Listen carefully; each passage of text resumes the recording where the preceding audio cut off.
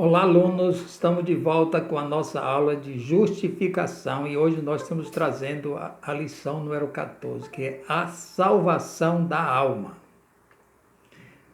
O nosso texto básico está em Tiago 1,21, que diz assim: Portanto, despojando-vos de toda impureza e acúmulo de maldade, acolhei com mansidão a palavra em vós implantada, a qual é poderosa para salvar as vossas almas.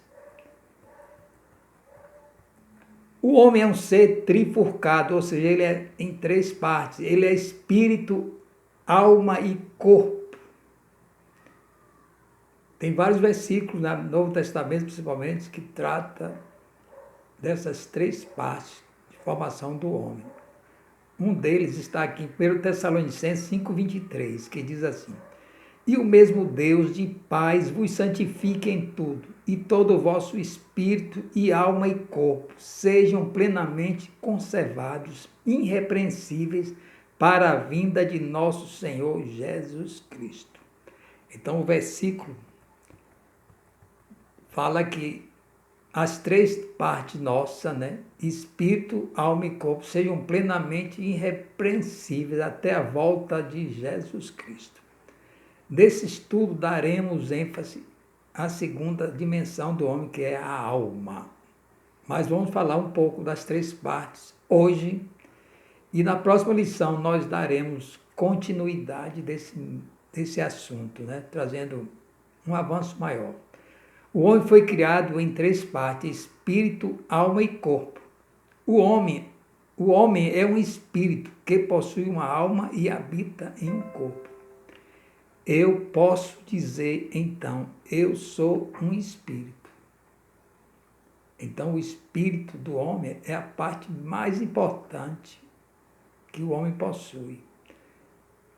Cada parte do homem possui uma voz. A voz do espírito é a voz da consciência, a da alma é a voz da razão e a do corpo é a voz dos sentidos. A palavra alma em grego é psique ou psique. Daí vem psicose, psiquiatra. Psique é a alma distinta do corpo. A alma é a parte imaterial de nosso cérebro. É a sede das emoções, vontades, desejo, mente, razão e compreensão. A mente é uma janela pela qual podemos entender muito da nossa alma. A alma é uma dimensão muito maior do que a mente. Mas a mente, Deus nos dá a mente, o intelecto, para entendermos mais da nossa espiritualidade. A sede da alma está no cérebro. Alma não é o espírito. O nosso espírito é a parte que Deus nos deu, que traz a semelhança com Ele próprio. O nosso espírito tem a ver com a nossa vida espiritual, vida eterna. Nós guardamos a vida de Deus em nosso espírito. Alma é a parte imaterial do nosso cérebro. Tem a ver com a vida física. A Bíblia diz que o homem estava morto espiritualmente. Isso quer dizer que o espírito não tinha vida. E Jesus veio, então, dar vida no nosso espírito.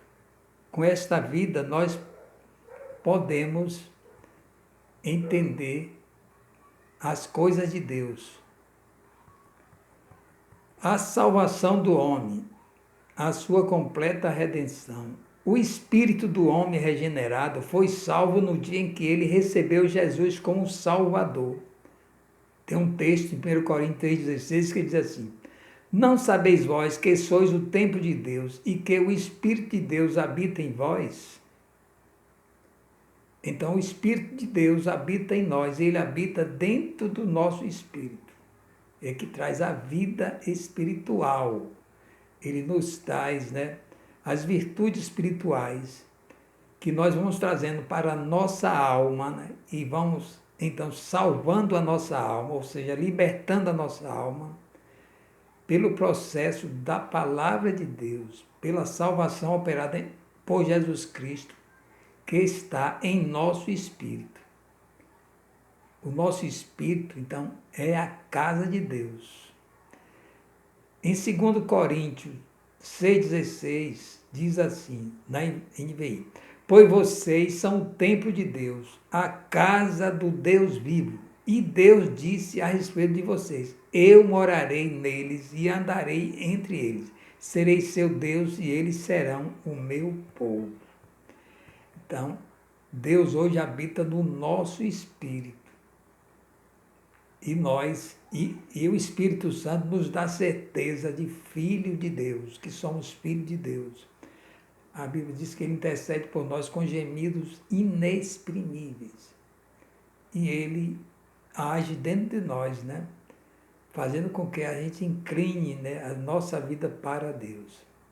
A alma está sendo salva no presente momento, pela renovação da mente, pela palavra de Deus.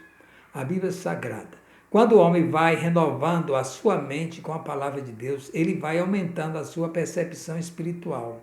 Ele vai aumentando a sua capacidade de perceber o mundo espiritual à sua volta. Ele vai interpretando mais o mundo espiritual. Isso porque o Espírito Santo habita dentro de nós e ele ativa a nossa mente com o conhecimento do próprio Deus. A porta para a entrada no mundo espiritual é o próprio Jesus Cristo. Ele diz: eu sou a porta. Se alguém entrar por ele, por mim será salvo. Entrará e achará alimento.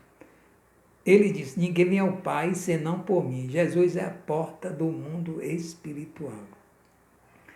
Só entenderemos mais o mundo espiritual, tanto positivo quanto negativo, tanto as forças do bem e as forças do mal, pela percepção da porta, quando entramos na porta que é Jesus Cristo. Então ele é o ponto de partida para o nosso crescimento espiritual. Toda a Bíblia, e de forma clara o Novo Testamento, representa Jesus Cristo como sendo a vontade de Deus, trazendo a revelação para os homens. Hebreus 1:3 diz que ele é, que Deus falou plenamente, ultimamente, né, através de Jesus Cristo. Aliás, a Bíblia diz que Jesus é a última revelação de Deus, por isso que ela é plena, né? Ele mandou vários profetas, né?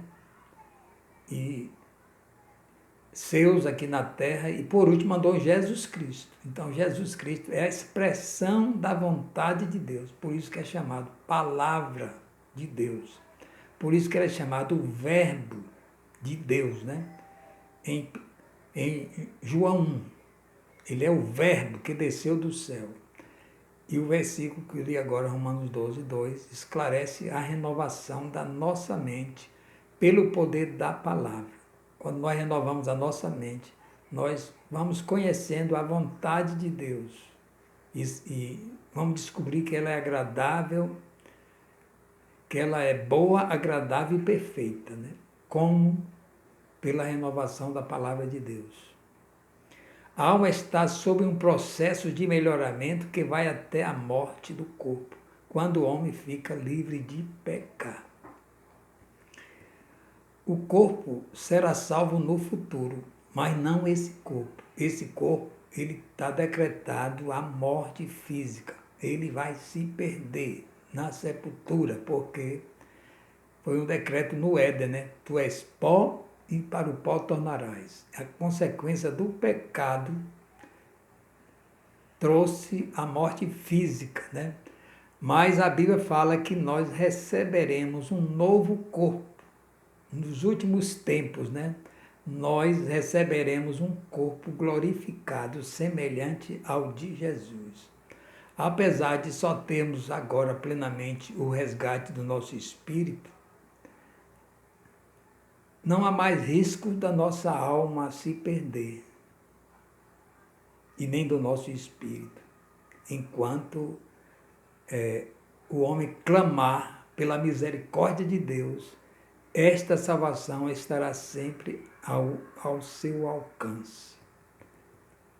O homem jamais se perderá, porque Jesus disse que nenhuma condenação há para os que estão em Cristo Jesus. a morte não tem mais poder sobre nós, a morte espiritual, que eu quero dizer, né? Então nós guardamos dentro de nós, no nosso espírito, nós guardamos então a salvação dada por Jesus.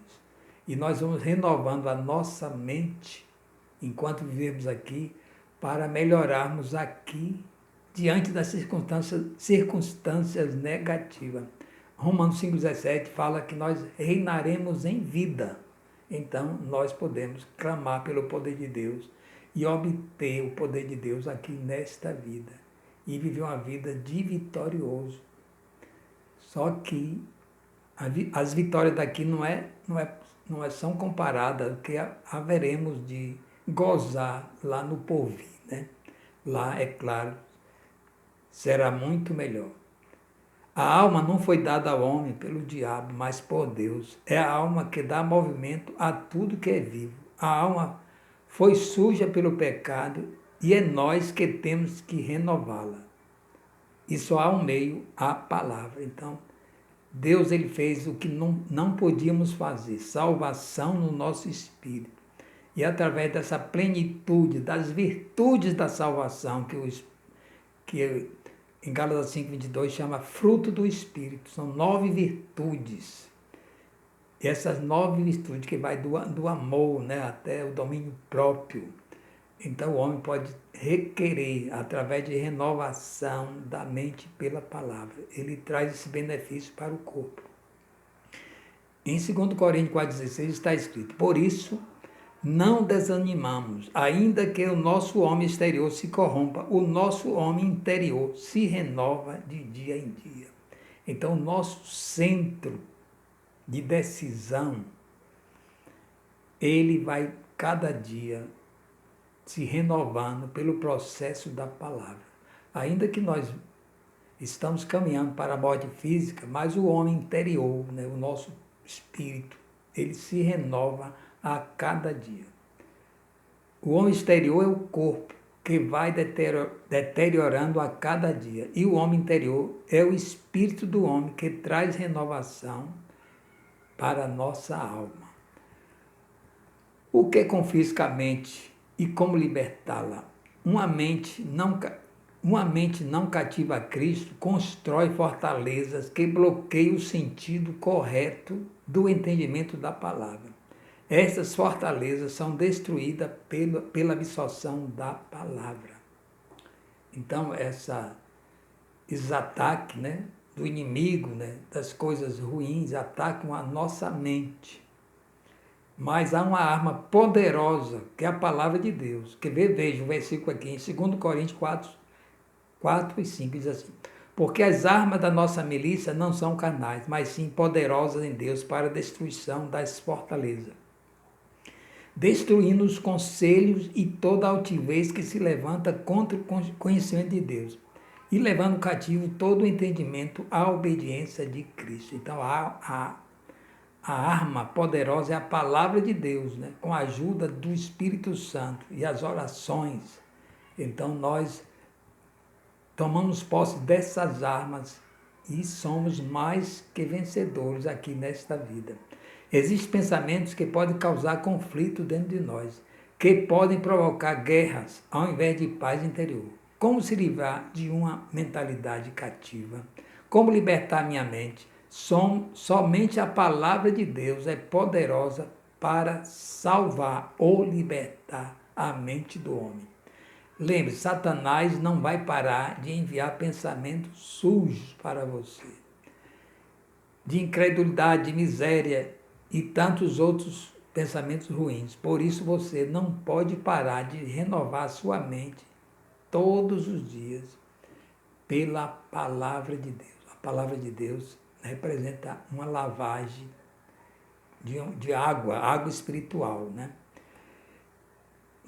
Para fechar um texto em Filipenses 4,8 diz assim: finalmente, irmão, tudo que for verdadeiro, tudo que for nobre, tudo que for correto, tudo que for puro, tudo que for amável, tudo que for de boa fama, se houver algo de excelente ou digno de louvor, pense nessas coisas. Filipenses 4,8. Que Deus possa abençoar você grandemente.